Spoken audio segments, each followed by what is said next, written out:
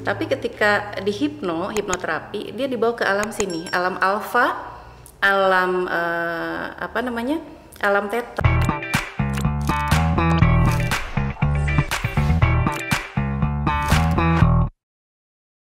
Assalamualaikum warahmatullahi wabarakatuh. Sahabat, apa kabar? Tahukah sahabat bahwa seri kali ini perbincangan di Banten Podcast akan menentukan kesehatan Anda. Jadi silakan bergabung, karena bisa jadi ketika Anda sakit bukan fisik tapi persoalan psikis, persoalan kegelisahan, persoalan emosi. Maka kali ini saya akan bahas tentang hipnoterapi untuk kesehatan. Dan sudah hadir bersama kita Ibu Dr. Nanik Aprilia MSI CH CHT. Nah, nanti kita akan jelaskan ini. Panjang benar. Gelarnya. Tapi sebelum kita bicara gelar, kita akan coba tanya dulu. Apa itu hipnoterapi? Apakah sama dengan ilmu perdukunan? Apakah sama dengan gendam? Atau apakah satu ilmu yang memang mencoba mengelaborasi sebuah kesehatan di alam bawah sadar? Yuk kita sapa dulu. Apa kabar? Alhamdulillah, baik Pak Ihsan. Ini gelarnya panjang, mudah-mudahan kayaknya sengaja ya dipanjang. Menjadi bagian dari upaya untuk membangun masyarakat. Iya, Tridharma perguruan tinggi. Jadi profesi Bu Dr. Nanik ini banyak. Dosen? Enggak juga sih, satu aja, dosen. Sisanya nyambi. Kemudian terapis dan lain sebagainya. Bu Dokter, kita mulai nih. Apa yang dimaksud hipnoterapi? Hipnoterapi itu sebetulnya, tapi sebelumnya saya makasih banget loh nih Pak Ihsan ya, diundang ke podcast. Hari ini kebetulan cerah banget nih, saya senang banget. Ya kita bisa bincang-bincang ya, kebetulan memang masyarakat kan banyak yang request ya, pengen tahu tuh hipnoterapi itu seperti apa. Jadi hipnoterapi itu bagian dari hipnosis ya, ilmu hipnosis.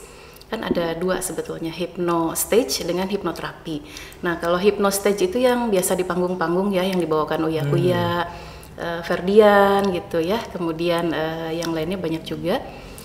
Itu untuk stage ya, tapi untuk show ya? Show ya, performance di atas panggung.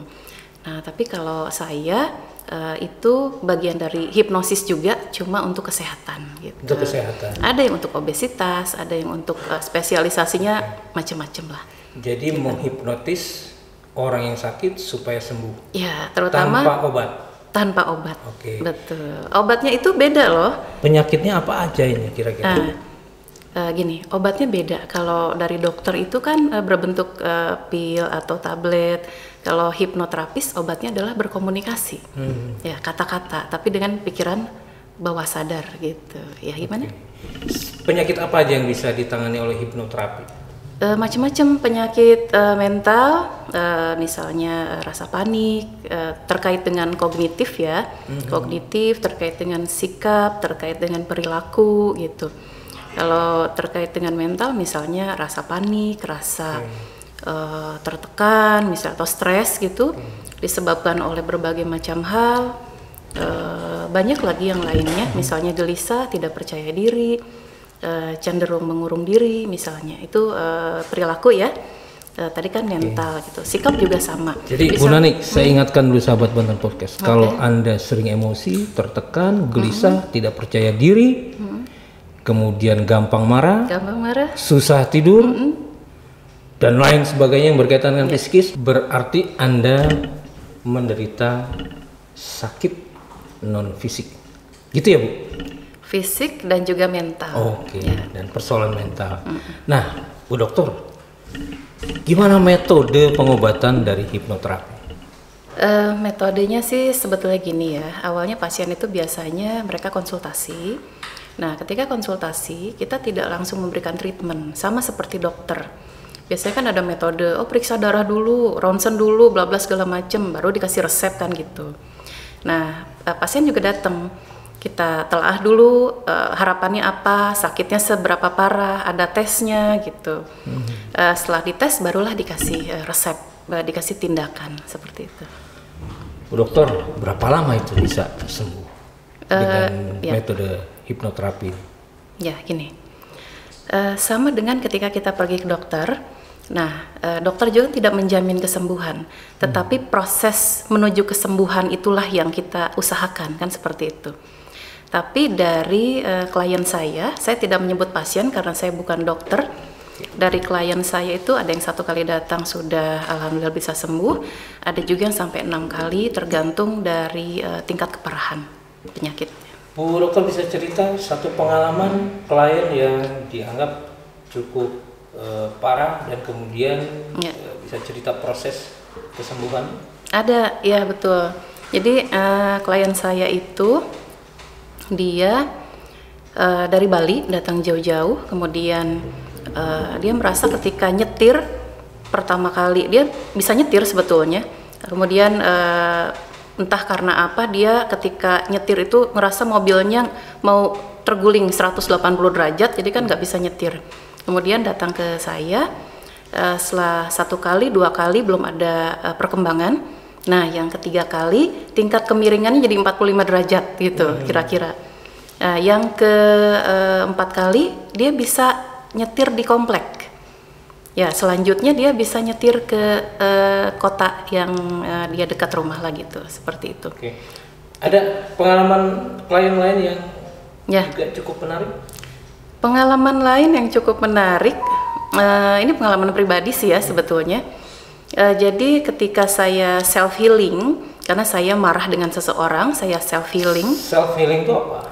Self healing itu jadi menyembuhkan diri sendiri, gitu ya. Misalnya menyembuhkan kemarahannya, menyembuhkan kesetresannya, kelelahannya, ingin lega dan lain sebagainya, tapi oleh diri sendiri, gitu. Nah, saya menggunakan teknik tertentu.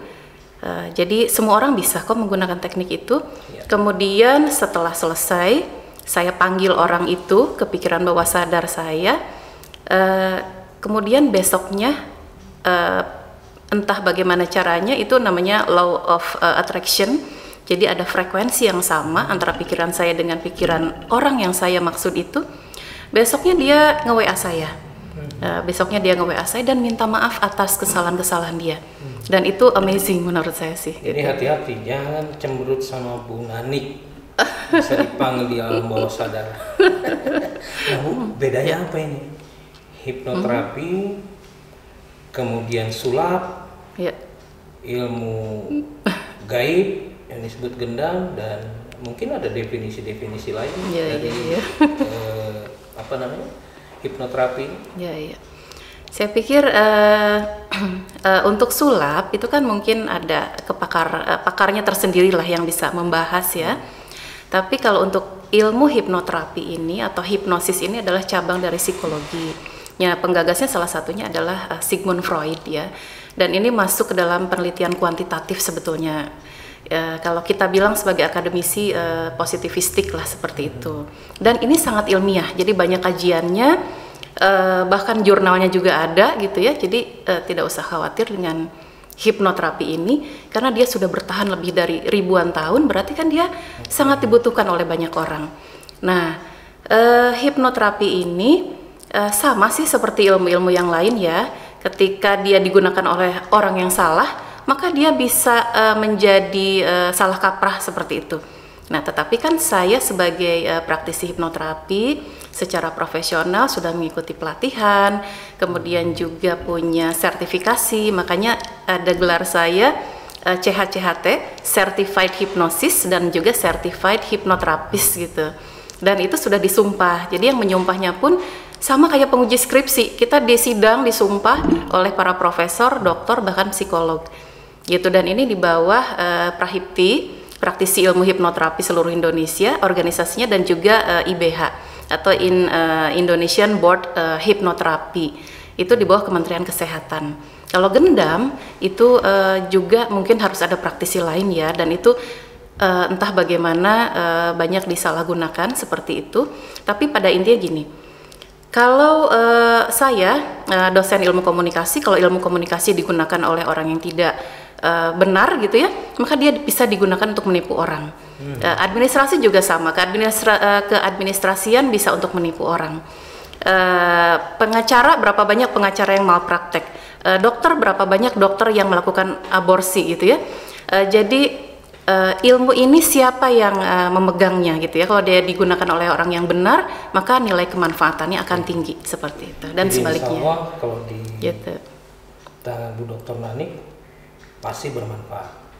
Dan satu persoalan masyarakat yang seringkali muncul adalah persoalan bagaimana hilangnya motivasi. Ya. Nah, motivasi itu juga di berbagai bidang ya. Itu juga menjadi bagian dari wilayah hipnoterapinya Bu Dr. Nanik ya. Betul. Tapi kalau Anda merasa disantet, jangan datang ke sini. Salah tempat ya. Bukan tempatnya. Ya. Nah, kemudian Bu Dokter. Jangan juga datang ke host ya, salah ya. Bu Dokter, kalau kemudian ada sahabat Banten Podcast yang ingin mendapatkan terapi dari ilmu hipnoterapi, kemana menghubungi? Ya, menghubungi bisa langsung ke ke nomor HP ya. Boleh disebut? Boleh, 082 123 121822. Oke, catat. Ya. Atau ke sini ada. Catat, jangan sampai kemudian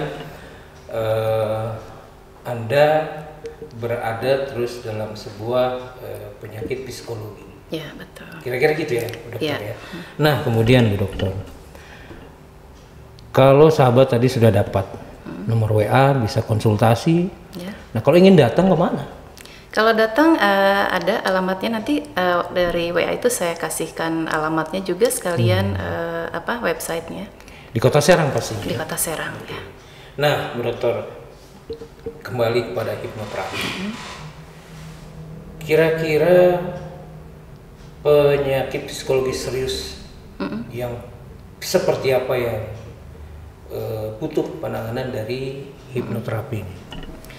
Penyakit yang sudah serius itu yang sudah jadi behavior sebetulnya.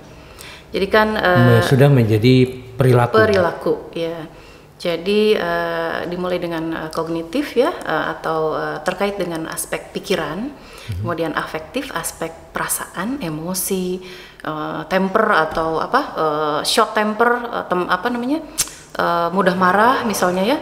Kemudian juga konasi atau kecenderungan berperilaku dan perilaku. Nah, kalau perilaku itu misalnya sudah siap untuk suicide misalnya ya, atau bunuh diri. Kalau misalnya masih dipikirkan itu kan baru niat gitu ya, baru niat. Tapi kalau tidak disembuhkan juga akan mengganggu gitu. Jadi resikonya apa kalau dibiarkan? Ya, jadi sebuah penyakit psikologis. Nantinya jadi perilaku yang tadinya satu orang jadi banyak. Misalnya nular. Betul. Misalnya disorientasi ya, mengenai seksual, disorientasi seksual, misalnya seperti itu kan menular gitu. Jadi itu awalnya kan dari diri sendiri, kemudian dia direpetisi, tadinya kan direpetisi ya, jadi habit, kemudian dia melembaga dan jadi law. Nah itu jadi aturan yang mereka punya sendiri dan dari komunitas mereka sendiri jadi aturan. Nah itu jadi bahaya di situ. Jadi, gitu kan melanggar moral kan. Gitu. Cukup serius ya ternyata. Sangat serius. Ya. Rupanya, diulang, kemudian dia jadi habit banget. Setelah jadi habit, dia jadi dilembagakan. Yuk bikin komunitasnya, kan? Maaf sesama misalnya yang disorientasi seksual yang menyimpang, LGBT kemudian jadi misalkan. Betul. Kemudian dia jadi law, jadi aturan di dalam komunitas itu. Artinya LGBT juga bisa disembuhkan, Bu? Bisa. Seperti itu dengan izin sahabat Tuhan. Yang Anda ketika menderita, diri Anda mengalami disorientasi, ya. Hubungi Bu Nanik segera. Bahaya kalau enggak. Apapun itu ya, merokok misalnya, ataupun juga kecanduan atau addicted film porno atau apa saja yang sekiranya mengganggu rutinitas bisa. Banten Podcast banyak perokok nih, mau disembuhin nggak? Nah, Bu Nanik, bicara hipnoterapi yang ditangani oleh Bu Nanik, tarifnya berapa? Tarif itu sebetulnya gini ya, untuk konsultasi saja, apa perlu straight seperti itu? Gak apa-apa, Gak apa-apa ya? Jadi info ketika sahabat mau apa namanya di terapis sudah siap. Ya, untuk konsultasi aja kurang lebih 100 ya, tapi kalau untuk tindakan, untuk metode tertentu tergantung berat ringannya, ya paling maksimal 500 lah gitu. Sebetulnya nggak terlalu mahal kalau dibandingkan dengan resiko yang berlarut kalau didiamkan. Iya, sebenarnya gini ya, ada penyakit yang ringan dan dokter pasti memberikan obat generik gitu.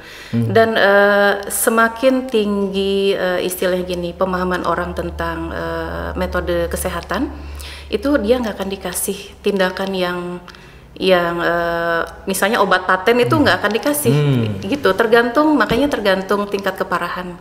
Kalau dengan obat yang ringan bisa sembuh ya kenapa tidak? Ada efek samping nggak? Hipnoterapi itu sangat aman ya, karena pasien atau klien itu dibawa ke alam yang sangat rileks gitu.